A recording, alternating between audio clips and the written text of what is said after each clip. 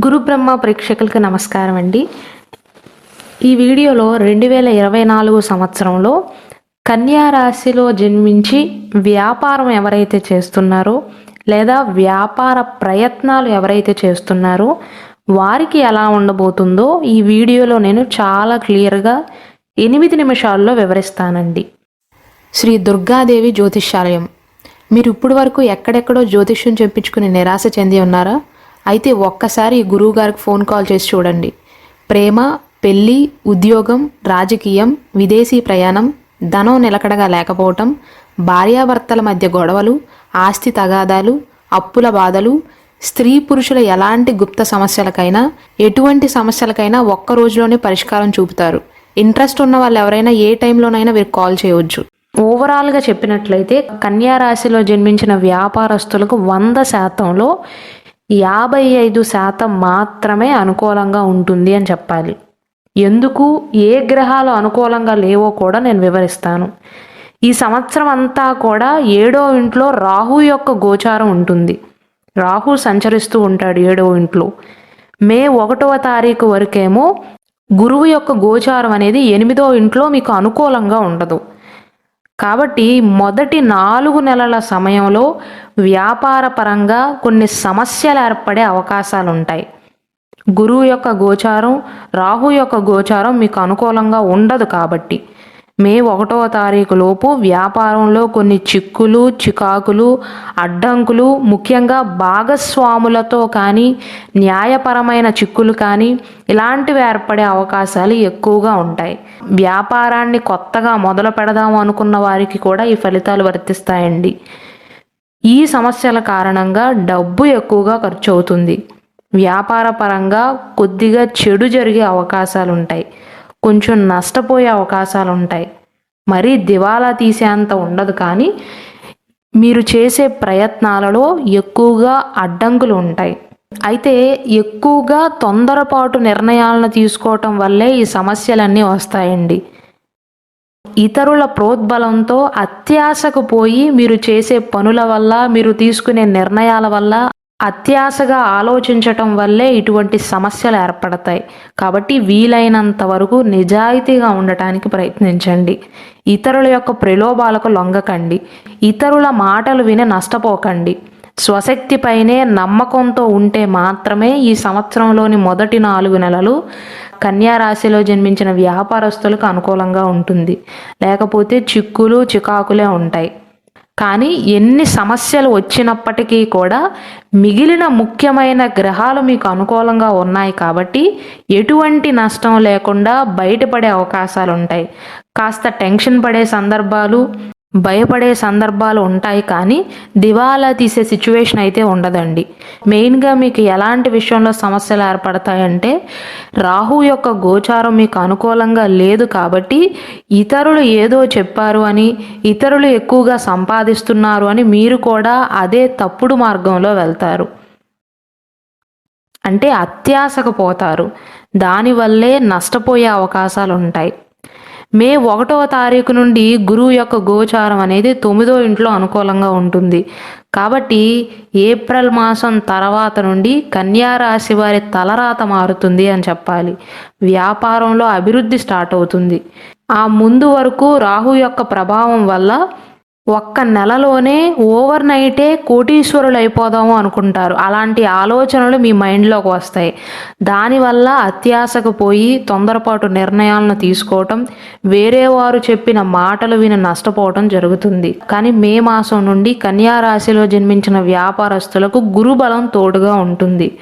దానివల్ల వ్యాపారంలో అభివృద్ధి అనేది స్టార్ట్ అవుతుంది. గతంలో ఏర్పడిన న్యాయపరమైన చిక్కులు కానీ, మీ వ్యాపార భాగస్వామితో ఉన్న మనస్పర్ధలు కానీ, వ్యాపారపరమైన చిక్కులు కానీ ఈ సమస్యలన్నీ కూడా తొలగిపోతాయి. వ్యాపారం బాగా నడుస్తుంది. వ్యాపారం పుంజుకుంటుంది. మంచి లాభాలను గడించగలుగుతారు. గతంలో మీకు అత్యాశ వల్ల వచ్చిన చెడ్డ పేరు కానీ అపవాదు కానీ అన్నీ కూడా తొలగిపోతాయి. ముఖ్యంగా న్యాయ నిపుణుల సహాయంతో వారి యొక్క సహకారంతో చాలా వరకు సమస్యల నుండి బయటపడగలుగుతారు.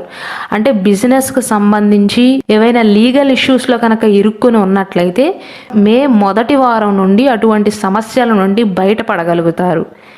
గురువు యొక్క దృష్టి 1వ ఇంటి పైన, 5th హౌస్ పైన, 3rd హౌస్ పైన ఉంటుంది. కాబట్టి ఈ సమయంలో మీరు తీసుకునే నిర్ణయాలు అనేవి చాలా బాగుంటాయి. అంటే అన్ని రకాలుగా ఆలోచించి మరీ నిర్ణయాలను తీసుకుంటారు.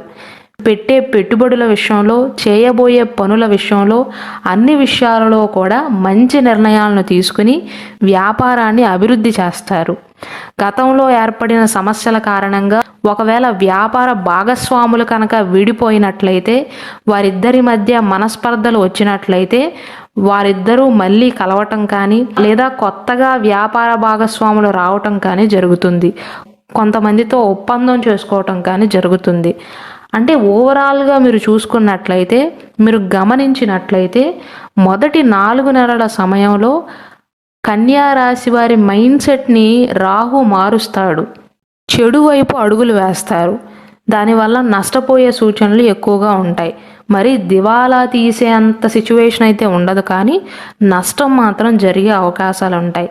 కానీ ఆ తర్వాత మే మాసం నుండి గురువు మిమ్మల్ని మంచి మార్గంలో నడిపిస్తాడు. అప్పటి నుండి మీ వ్యాపారం డెవలప్ అవుతుంది, పుంజుకుంటుంది. అలాగే ఈ సంవత్సరం అంతా కూడా మెయిన్ గ్రహం అయినటువంటి శని భగవానుడి యొక్క గోచారం అనేది 6వ ఇంట్లో కన్యా రాశి వారికి అనుకూలంగా ఉంటుంది.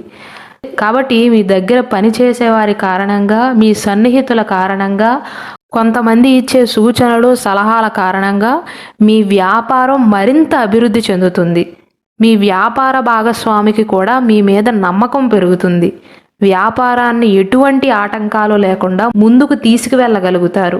అయితే ఈ సంవత్సరం అంతా కూడా కేతు యొక్క గోచారం అనేది 1వ ఇంట్లో ఉంటుంది.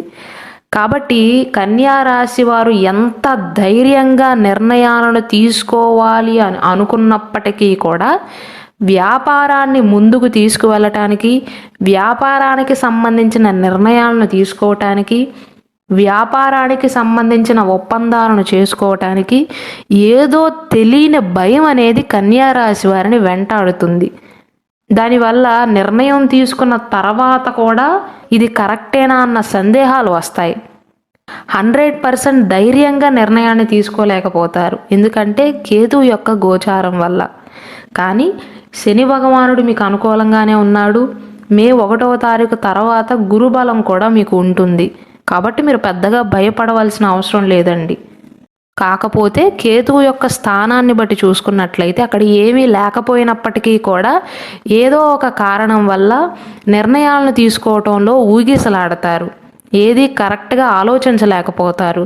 కొన్నిసార్లు వ్యాపారపరమైన నిర్ణయాలు కూడా ఇందుకే ఆలస్యం అవుతాయి. వెంటనే డెసిషన్ తీసుకోలేకపోతారు. ఆలస్యం చేయటం వల్ల అవకాశాలను కూడా కోల్పోయే ప్రమాదం ఉంటుంది. ఏదైనా విషయంలో మీకు ఇది కరెక్టా కాదా అని ఆలోచించలేకపోతే అనుభవజ్ఞులైన వారి దగ్గర నుండి సూచనలు సలహాలు తీసుకోవటం కానీ, కుటుంబ సభ్యులతో చర్చించటం కానీ, మీ శ్రేయోభిలాషులతో చర్చించి వారి యొక్క సలహాలను తీసుకుని ముందడుగు వేయటం మంచిది.